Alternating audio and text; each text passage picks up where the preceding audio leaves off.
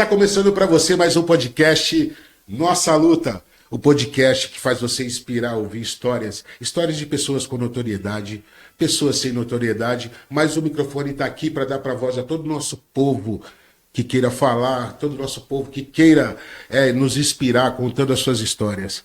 Hoje a gente vai receber um personagem muito bacana que representa muito como pessoa, como pai, como artista, pra gente que é da periferia, gente da gente. Hoje a gente recebe uma luz, um amigo, um grande amigo que veio falar um pouquinho com você e inspirar você também aí que curte o nosso podcast. Netinho de Paula. Aos 11 anos de idade, quando você perde a sua mãe, a sua maior referência à pessoa naquela época, qual o sentimento de um garoto de 11 anos de idade, irmão? Pô, eu tava conversando isso com meus filhos até um dia desse, né? Eu era tão dependente dela pra tudo. Eu era o irmão mais velho, nós éramos em 3 irmãos. Certo. E eu era o mais velho, né? E eu lembro que quando aconteceu, não foi uma coisa que foi premeditada, tipo, como acontece com todo mundo. Ah, tá doente. Sim. Não, foi de um dia pro outro um ataque fulminante. E foi nos meus braços, né, cara? Então eu não tava entendendo direito o que estava acontecendo. Mas era algo tão importante que eu achava que naquele dia não ia ter a novela que ela gostava, naquele dia não ia ter o Jornal Nacional, naquele dia não ia ter nada. O mundo ia parar porque ela era muito importante. Eu imagino. Eu queria entender esse tipo de sentimento, sabe, cara? Porque a gente já vem de uma vida difícil. E quando acontece esse tipo de coisa inesperada, uma fatalidade da mãe, putz, eu fico imaginando o que passa na cabeça de um garoto de 11 anos que é referência da casa, é o mais velho, e perdeu aquela referência dele que deixava ele forte. Então eu queria entender um pouco mais desse sentimento, você já deixou claro, e imagino que outros que estejam nos assistindo entendam que putz, a gente consegue passar por certas situações, porque nós já somos feitos para isso. Nós já somos programados naturalmente para isso. Mas é difícil. É muito difícil porque desestruturou toda a família, né, cara? Tipo, a minha mãe morreu, ela tinha 32 anos, ela ia fazer 33 anos, ela é muito nova. Então, eu tinha 11 anos, meu outro irmão tinha 7, o outro tinha o Quiquinha, que é de Sorriso de Marfim. O Quiquinha tinha 3 para 4 anos, ele era pequenininho. Mas aí o meu pai foi o cara, porque ele... Eu lembro que na porta, no dia seguinte da morte da minha mãe, no velório ali, ele ficava olhando assim. Eu lembro que eu cheguei perto dele e ele ficava murmurando, puta, outra igual essa aí, não há. Que é tema da música, certo? Que é aí que vem a triste andança, certo. Outra companheira igual aquela não há. Foi aí que a gente entendeu bem como que era viver sem a figura que protege você pra tudo, né, cara? Cara, nós estamos falando de Carapicuíba nos anos 80. Exatamente. É isso, né? Exatamente. Carapicuíba nos anos 80, cara, era difícil pra caramba, era notícias populares todos os dias, correto? Exatamente. Como é que você conseguiu fugir de questões, por exemplo, do crime, das drogas, com toda essa situação que aconteceu contigo, Pretão? Ali, quem cresce ali, convive lado a lado com tudo isso. A diferença de você ter pai e mãe nessas regiões de periferia é a grande diferença na vida. Quem tem o pai e a mãe, você pode analisar na turma que a maioria das famílias são famílias desestruturadas. Sim. Geralmente o homem é que vai embora, larga, e é a mulher que trabalha para poder criar, ou ela casa de novo para poder ter uma outra pessoa, tem mais filhos, deixa com as avós. Então, são famílias geralmente bem desestruturadas. Eu diria para você que até os meus 11 anos, a sorte que eu tive foi de ter pai e de ter mãe.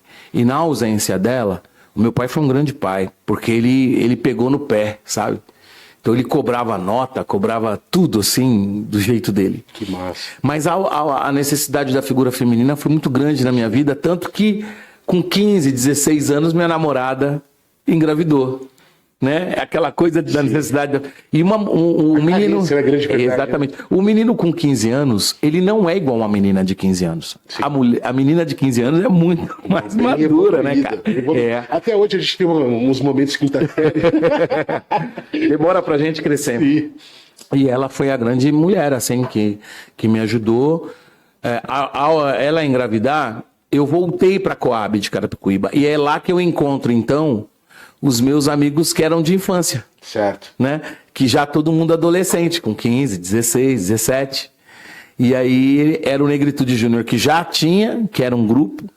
E aí eles, ô Neto, vem de você ficar tocando com os caras lá na Saúde, que você já toca e tal, pô, vem, fica aqui. Fica aqui, tá mais perto e tal. E deu muito certo. Foi aí que eu entrei então com eles, começamos a ensaiar bastante, a vida do Negritude era ensaio, e pintou a oportunidade da gente participar do Festival do Camisa Verde e Branco. Certo. E no Festival do Camisa Verde e Branco a gente participa com essa música que contava a história da morte da minha mãe, da ausência da minha mãe. E a quadra balançou, porque era uma música que a letra é triste, mas o ritmo é alegre, que é um afoxé. Sim. E aí mudou nossa vida, cara. Depois que a gente ganhou esse festival, a gente entendeu as coisas que tinham que acontecer na vida, o porquê que aconteceram, né? Pra gente chegar onde a gente chegou. Era uma equipe de dança, antes de ser o Negritude Música, era isso mesmo? É porque... Aquela época tinha muito dessas... Tinha as equipes de baile, né? Tinha. Então todo mundo ia pros bailinhos. Certo. Então começou todo mundo, nos anos 80, é importante as pessoas saberem, em função do grupo Fundo de Quintal, todo mundo começou a montar o seu grupo de pagode. Sim. Porque tinha os instrumentos novos, que era o repique, o tantã, o banjo. Quem sabia tocar isso era o rei, né? Então... a gente começou a comprar esses instrumentos, cada um montou, e nos anos 80 foi a grande escola, todo mundo aprendendo a tocar, não era nada tão sério, entende? Sim. Mas era começando. E os bailes no final de semana era o ponto de encontro que a gente tinha. Então ia pros bailes, fazia o passinho. O Negritude, nossa, a gente apavorava nos passinhos, nos bailes que a gente ia, pra chamar a atenção das menininhas. Sim, claro. Tudo tênis emprestado, camisa um do outro, tudo duro, os neguinhos. Dançava bem e desenrolava na ideia. É isso. Era o que tinha. É isso. E aí a música começou a bater forte na gente também. De sábado. Chegava no sábado, quem tinha ido pro baile na sexta não queria ensaiar. Porque Negritude era 60 neguinhos, né, cara? Era 60. Na hora de ensaio, pô, tinha 5, tinha 6, né? Que é quem ficou mesmo. Filtrou, né? Que filtrou naturalmente, Filtrada natural. Bacana. Deixa eu te fazer uma outra pergunta aqui. A possibilidade, indo para um outro lugar, a possibilidade de ter um programa parecido com aquele que você fez, que mobilizou, assim, a periferia de uma forma muito bacana, velho. Emociona falar disso daí, sabia? Existe a possibilidade disso voltar com outro modelo, com uma outra cara, um outro desenho, porque nós estamos vivendo em um outro momento também de redes sociais, isso, aquilo. A garotada é uma outra garotada, não é mais aquela... Existe a possibilidade disso acontecer, né, Tio? Isso é uma pergunta de uma amiga minha, ela pediu para fazer essa pergunta para você. Cara, muita gente pede para voltar a um programa, muita gente pede para a gente ter um apresentador negro nos finais de semana, já que nosso povo trabalha dia de semana, que gostaria de ver. O programa Domingo da Gente era um programa feito para nossa gente, né? Muito bacana. Para a periferia. Muito bacana. Porque era a nossa música, eram as nossas histórias, o nosso jeito de falar, de apresentar. Sim. Agora, entenda, eu acho que cada coisa tem a sua época, tem o seu tempo. A televisão brasileira, ela tem um padrão de beleza que é um padrão europeu. Sim. Televisão é uma coisa muito cara para se fazer. Você entra na televisão quando você tem um patrocinador. Né? Então é difícil a gente ter hoje. Existem negros muito mais bem preparados do que eu para estar na televisão e ainda assim a gente não tem essa oportunidade porque falta o patrocínio. Desculpa só me perguntar aqui que eu não entendi. O que é ser mais preparado que você? Tem negros hoje muito mais estudados, muito mais intelectuais, com carisma muito maior. Tem gente muito mais preparada. A nossa geração é melhor. Eu acho que o que a gente fez lá atrás serviu para preparar essa geração de agora para muito melhor, sabe? Por exemplo, os meus filhos, eu acho que são muito melhores que eu.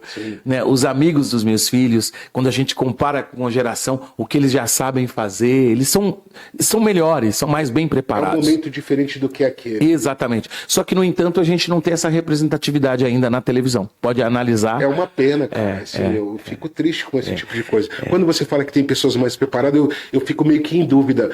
O seu carisma, meu, é um negócio natural, Pretão. Você não precisa fazer força. É algo que é seu, é de nascença. Então, assim, para encontrar outro cara que substitua e fazer o que você fez naquela época, eu acho que é mais difícil hoje do que antes.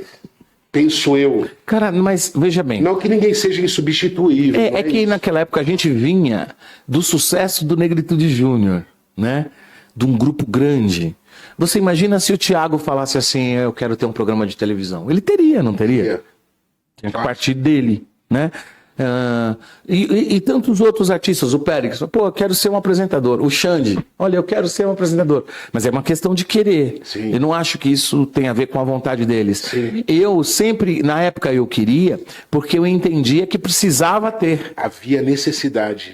E era uma missão já, que a gente discutia isso no Negritude Júnior, lá atrás. Muito antes da separação, a gente discutia, cara, tem que ter ator, tem que ter filme, tem que ter novela, cadê os nossos videoclipes? A gente batalhou tanto com a gravadora para ter videoclipe na MTV, sabe? E, no entanto, não tinha espaço, cara. Era uma coisa bem fechada mesmo pra gente, assim. Mas eu acho que hoje a gente tem muitos negros maravilhosos cumprindo um papel semelhante na internet. Talvez não tão na área social como a gente fazia, de criar o quadro, de fazer a transformação. Talvez isso a gente venha fazer até na internet mesmo. É mais fácil fazer isso, né? É que o programa era mais profundo, era mudança de vida mesmo. O afago. Carinho, o afeto, tá ali perto, sabe? Essas coisas não tem como imitar. Essas coisas tem que ser natural, velho. E você fazia isso com uma facilidade tão grande, talvez pela sua história. Da onde isso. Vem, o que eu queria que tivessem feito comigo. É isso. Era isso, exatamente isso. Bem isso mesmo, bacana. Eu vou fazer uma outra pergunta para você também, que está relacionada à política. Você tem alguma pretensão ainda em relação à política? Trabalhar para o nosso povo, fazer alguma coisa por nós, dentro da política? Existe essa pretensão do Netinho? É outra questão que sempre vem sendo evidenciada na minha vida. Eu tive 2 mandatos de vereador, fui candidato a deputado, fui suplente de deputado federal, fui candidato ao Senado, fui pré-candidato a prefeito de São Paulo. Agora, tudo isso não era só porque eu tinha que ser, era para dizer que dá. É para dizer que é possível e que os partidos precisam abrir espaços para as lideranças negras dentro dos partidos, né? Eu, Neto, pessoalmente, eu não tenho vontade nenhuma de ser candidato a nada. Eu continuo participando da política através dos movimentos sociais. Então, eu tenho a minha entidade, eu tenho minha ONG, eu faço parte do movimento negro. Sempre que eu sou solicitado para alguma atividade, eu participo, opino, imito minhas opiniões. Mas para cargo eletivo não é o que eu tenho vontade. Né? Não estou dizendo que dessa água jamais beberei, sim. Mas não é algo que eu tenho vontade no momento. É que a gente precisa de pessoas de expressão que vá conquistar o espaço. A gente tem o Claudinho de Oliveira que está lutando aí para poder tentar se eleger, é um cara inteligentíssimo, eu gosto muito dele, acho que ele vai nos ajudar quando ele conseguir chegar lá, mas eu acho que ainda falta negros de expressão como a sua para poder chegar mesmo de vez, cara, assim, chegamos. E não vamos sair mais. Porque o nosso povo precisa de representantes. Eu não tenho dúvida, mas isso aí passa por uma questão partidária. As cláusulas dentro dos partidos, os partidos são feitos para eleger determinadas pessoas, né? O tipo de apoio financeiro, as dobradas, o jeito que é feito, envolve uma série de coisas que geralmente nós negros estamos fora. É por isso que a gente tem tão pouca representatividade. Mas olha, os que estão fazendo um ótimo trabalho, sabe? Dos mais variados partidos, né? Até porque eu entendo que a gente precisa de representatividade em todos os partidos, em todas as posições, seja de direita, seja de esquerda, a gente precisa de representatividade. Muito. Eu queria que você falasse sobre os seus filhos. É uma alegria ver você quando você fala. O seu olho sorri também, né? Tá Obrigado. Quantos filhos o Neto tem? Olha, são 7 filhos, né? Dos 7 filhos, são 2 adotados. E desse primeiro casamento que eu falei para você dessa minha história, eu tive 2 filhos naturais e 2 adotados, que são os gêmeos. O Jackson e o Edson. Inclusive, o Jackson é pai desse rapaz que está aí, ó, o Arthur, né? É meu netinho ele. Depois disso, eu me separei da Dercy e tive mais 3 relacionamentos que foram um namoro, assim, coisa que não foi tão profundo, mas que elas engravidaram. Sim. E eu assumi os filhos e pude criá-los. e ter o amor que a gente tem um pelo outro até hoje, que você vê nos palcos, né? É isso, cara. Assim, não só nos falando com você, quando você fala, a gente já entende isso, cara. E é muito legal isso daí, negão, porque a gente tem essa necessidade dentro da comunidade de ter esse afeto dos pais. E nem todo mundo tem isso. É. Todo cara, porque nós somos criados dentro de... Eu sou dos anos 70, eu sou de 75. Então a minha criação ainda continua um sistema patriarcal. Mas para o homem preto, era isso, ele não pode chorar, Demonstrar afeto. Demonstrar afeto era diferente. É. Então a nossa dificuldade hoje, a minha dificuldade hoje em conviver dentro dessas relações que existe hoje, é muito mais difícil para o moleque que nasceu nos anos 90, 2000, que eles têm mais acessibilidade nessas questões. Então eu sou meio chucrão para certas coisas da vida. Por quê? Pela criação, por todo o movimento. Eu acho que nós somos criados dessa forma. Essa coisa da nossa geração de sim senhor, não senhor. Bença mãe, Bença mãe, bença pai, bença tio. E o palavrão, né, cara? O que significava o palavrão? Sim. Você falava na rua, falava no futebol, falava com os amigos ali na escola. Nem a Pô, pau. você falar pra uma pessoa mais velha um palavrão, era o fim. Era o fim. Né? Então mudou muito. Até porque o que era palavrão pra gente hoje já não é. Já não é tão palavrão. Mas ressignificou muita coisa. Sim. Mas a gente continua sendo um povo extremamente conservador. O povo negro é um povo de muito mais respeito, sabe? E essa desconstrução é muito difícil para nós que viemos de um lugar dos anos 70, onde putz, era tudo diferente do que é hoje. Eu vejo a molecada uma linguagem assim, totalmente diferente. Eu converso muito isso com meus filhos, porque nós somos muito amigos. Bom, hoje são todos homens já casados, formados, né? Hoje eu converso e brinco com os meus netos. Sim. Né?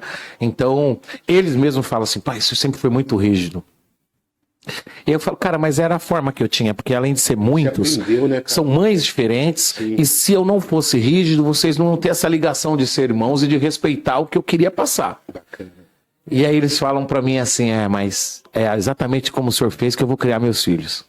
Então eu acho que foi certo, valeu a pena. Cumpriu o seu papel, certo, irmão? Eu queria que você falasse um pouquinho de educação, mas antes eu queria deixar um recado aqui para você que está curtindo o nosso podcast. Universidade Zumbi dos Palmares, há 20 anos fazendo diferença para o nosso povo. E quando eu digo nosso povo, eu estou falando da comunidade, seja ele o cara branco, preto, não importa, irmão. A universidade está lá para você. Através do nosso podcast, com a participação do Netinho, você já tem 60% de desconto em qualquer curso que você queira fazer. 60%? Não estuda se não quiser. Vai vendo. Se quiser. E o Netinho é nosso embaixador lá na Universidade Zumbi dos Palmares, que é parceira do nosso podcast. Esse recado que eu queria deixar para vocês, se liga aí, as inscrições já estão abertas. Vem para cá, vem estudar, vamos fazer a diferença. Esse é o caminho, não existe outro. Certo? Mais uma pergunta aqui para você, Pretão. Educação. O que você acha que mudou de lá para cá? Como foi o Netinho na escola? O que você pensa sobre educação hoje? Qual é a sua formação? Conta um pouquinho disso aí para nós, Pretão. Bom, eu, claro, como a maioria dos jovens negros dos anos 70, né? Eu nasci em 1970, estou com 55 anos. Eu estudei em escola pública a minha vida toda. Quando eu repeti, na morte da minha mãe, eu fiquei quase 2 anos na mesma série, quando eu mudei para a Zona Sul.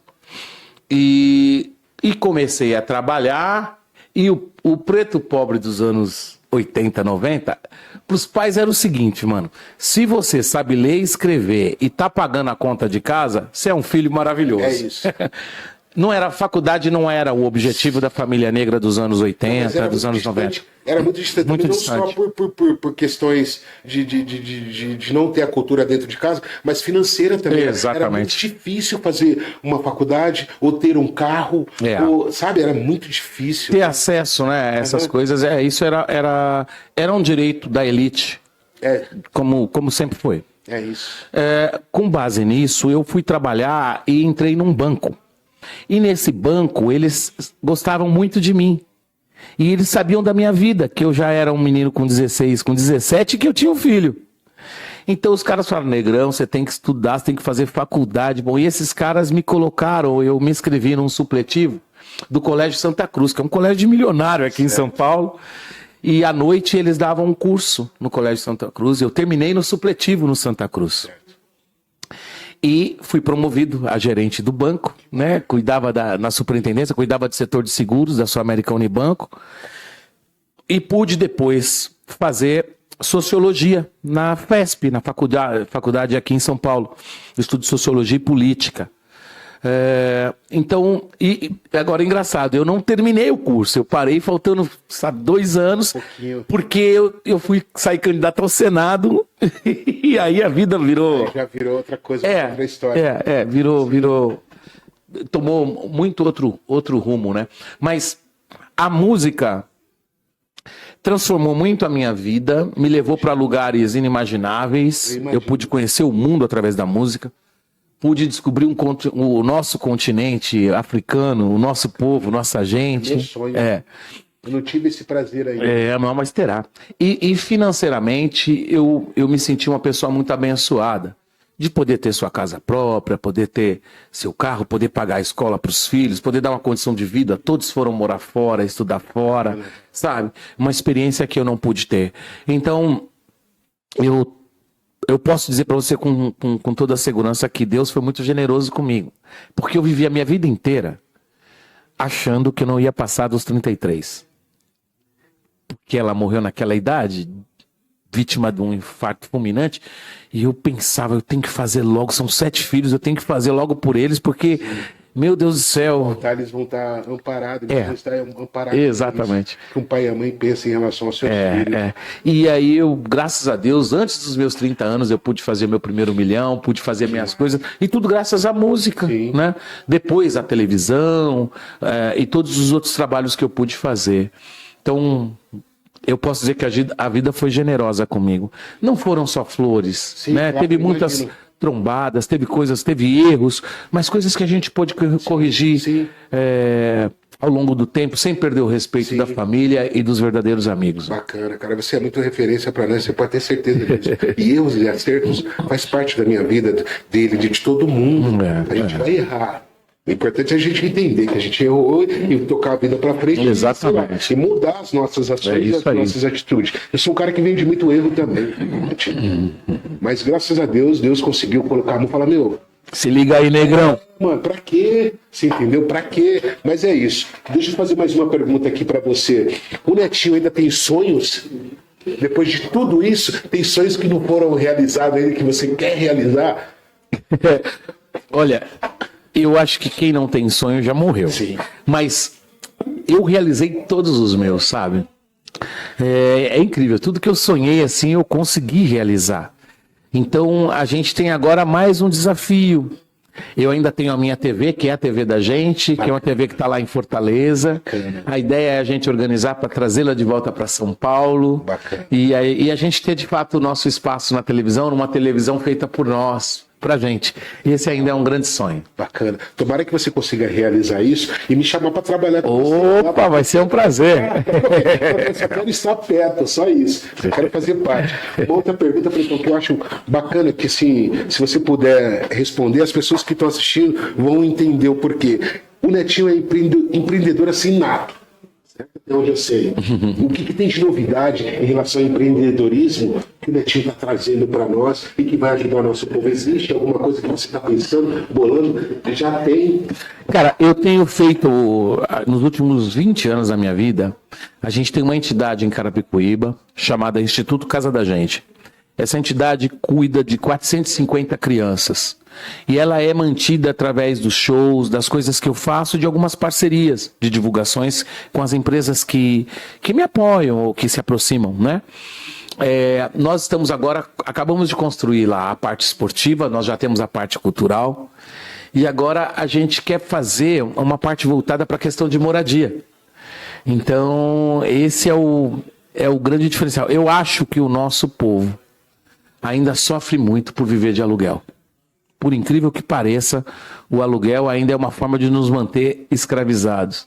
Como a gente não teve repartição de terra, a gente não teve o nosso pedacinho de terra para poder tocar, eu acho que o grande desafio que a gente tem que ter, seja político, de movimento negro, de movimento estudantil, é apoiar o MST para a questão das terras. A terra ainda é o principal fator do povo humilde especialmente do povo preto. É um sonho, né? É um sonho. Uma outra coisa que eu quero falar contigo é relação à música, mas é uma outra parada. A participação do Racionais naquela época dentro de um disco de samba que não havia acontecido, se eu não me engano foi o primeiro, né? Foi o primeiro, Cara, como é que foi isso daí, cara? Engraçado. Sabe quando eu falei que minha mãe faleceu e eu fui pro Campo Limpo? Certo. Quando eu chego no Campo Limpo, quem morava no final da minha rua? O Pedro Paulo, o Mano Brown. Mano Brown. Então a gente já tinha uma amizade e tal. Com a adolescência, trabalhando no centro da cidade, começando ali office boy, fazendo as coisas, a gente se trombava ali.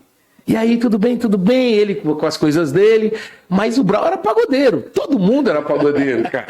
Entendeu? O rap era uma coisa nova. Sim. Todo mundo era do samba.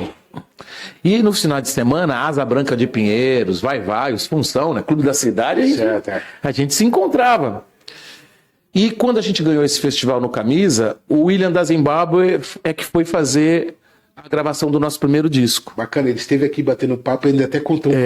Grande William. E a gente fez o primeiro, a TNT, que é o Donizete, certo. Tinha um selo e fez o LP do Camisa, que era um pau de sebo que a gente chama. Sim. Tinha vários artistas. Sim. E a Zimbábue foi o primeiro disco do Negritude. Certo. Quando a gente chega na Zimbábue, quem que já estava na Zimbábue? Era o Racionais. Aí foi fácil fazer Foi fácil, a gente se trombou, caramba, como a vida é.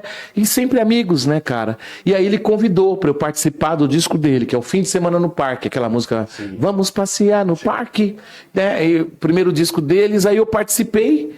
5 anos depois eu chamo para ele participar de uma música minha, que é o Gente da Gente, certo. Que virou um clássico e título do... Né? É um hino e título do nosso CD, disco na época. Bacana, cara. Bacana. O Mano Brown é um cara de muita expressão, quero ter o prazer de recebê-lo e você que vai me ajudar nesse link aí. Opa. Ele nunca foi lá na universidade, não sei quais são as razões, mas eu quero bater um papo com o Brown, que ele tem muita coisa para trazer para o nosso povo. Ele é muito referência também. Seria muito bacana trazer o Brown aqui para trocar uma ideia com a gente. Se você puder dar uma ajuda aí. Que claro, eu passo o contato. Eu vou passar seu telefone para ele e falar, Brown, esse é gente da gente. Bacana, né, Tim? Vamos falar de negritude.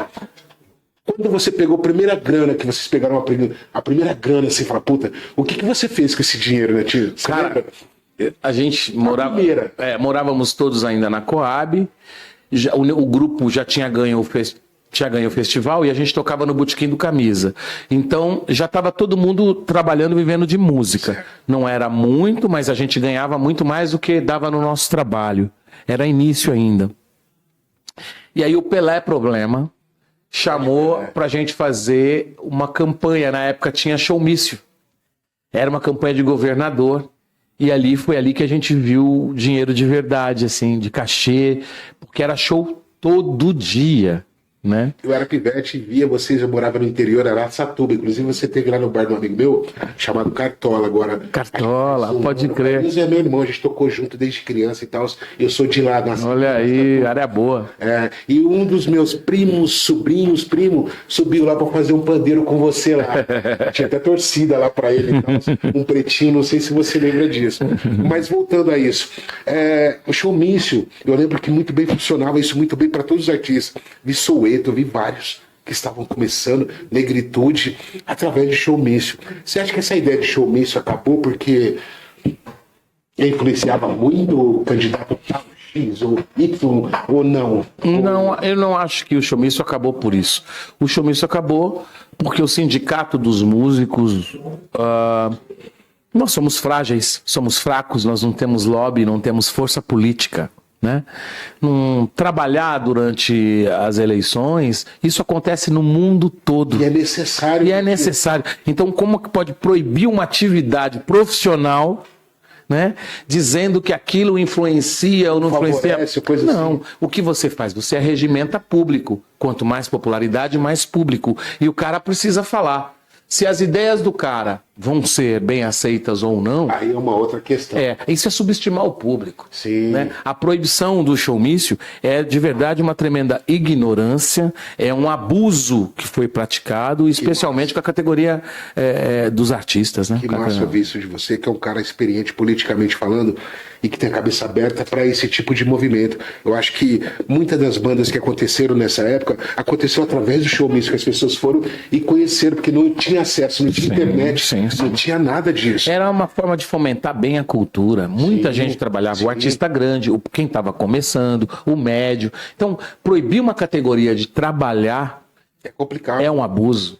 Isso é um abuso e é uma pena a gente não ter força e estrutura política para combater isso e retomar o direito de participar do processo político, trabalhando, tocando, com toda a transparência. Se você aceita aquele valor para tocar para aquele candidato, é porque você concorda com as ideias. Sim. E aí é uma questão sua, é um direito seu. Sim, até mesmo se você não concorda com as ideias dele, mas você está ali trabalhando. Está trabalhando, é um direito que você tem. É um direito que a gente tem. É isso. Então, para encerrar, eu vou fazer um ping-pong aqui. Eu vou fazer uma pergunta, assim, uma palavra, e você vai discorrer sobre ela. Pois não. Tá? Sobre a vida, o que o Netinho pode dizer sobre essa trajetória dele? Até aqui. Eu diria que quem ficar parado não vai perceber que sem lutar, envelheceu sem viver. É isso, bacana. Como diz nosso fundo de quintal. Filhos. Filho para mim foram bênçãos. Bênçãos porque se eu não tivesse lutado e o motivo para lutar por eles, eu tinha gasto o meu dinheiro talvez com coisas que não fossem tão boas. Então eles me deram responsabilidade e fizeram eu vencer na vida. Legal. Família. Que já é uma forma de filhos, mas família não todo. Família já é um núcleo bem maior, né? Tem muitos amigos que fazem parte da família. Então, é um núcleo para ser debatido os problemas, as virtudes, os defeitos e as qualidades. Legal, Netinho. Ser preto. É resistência, né? Ser preto já é nascer resistindo, meu irmão. É isso. Cor que já te traz, já te difere da maioria e já te carimba. Veio para lutar. Não tem como ser diferente. Não tem diferença. O negritude. Negritude foi a minha escola, foi a minha grande formação. Meus irmãos, meus amores. Bacana. E sobre a fé? A fé, de fato, move montanhas. Cada um do seu jeito, cada um do seu modo, respeitando a todos. Mas ter a sua fé, ter a sua crença é fundamental. A fé é um parâmetro, né? Entre o certo e o errado, entre o bem e o mal. Bacana, Netinho. Eu conversei com o Netinho de Paula, tá muito gostoso, mas a agenda do homem a gente tem que respeitar. É uma agenda, senhora agenda. Espero que você que curtiu o nosso podcast possa ouvir e te trazer alguma informação, algo que vai servir para sua vida. Eu não quero falar para milhões, mas se eu conseguir atingir um que está aí sem saber o que fazer e ouvindo o Netinho se inspirou, eu vou ficar muito feliz de verdade. Muito obrigado a você que está curtindo o nosso podcast. Muito obrigado, Netinho, por ter vindo. Eu estou muito feliz mesmo, Pretão, e emocionado. Ô, Negrão, eu agradeço você. Você é um querido, talentoso. Eu tenho um carinho imenso por você. Eu sei, você demonstrou isso. Pela sua trajetória, sabe, cara? Eu estou muito feliz mesmo por você estar aqui. Muito obrigado mesmo. Espero que a gente tenha a parte 2, a parte 3, muitas histórias para contar por aqui ainda. Sem dúvida. Obrigado você pelo carinho, para toda a sua equipe, todo o seu esforço por esse trabalho. A gente tem que aplaudir. Obrigado pela oportunidade. Eu que agradeço. Muito obrigado. Você ficou com o nosso programa com o Netinho de Paula. Ô, Netinho, eu vou contar até 3 e a gente ergue o braço cerrado. Nossa luta, a gente encerra dessa forma. Firmeza. E você curtiu o nosso podcast, Nossa Luta. É isso aí com o Netinho de Paula. 1, 2, 3. Nossa luta.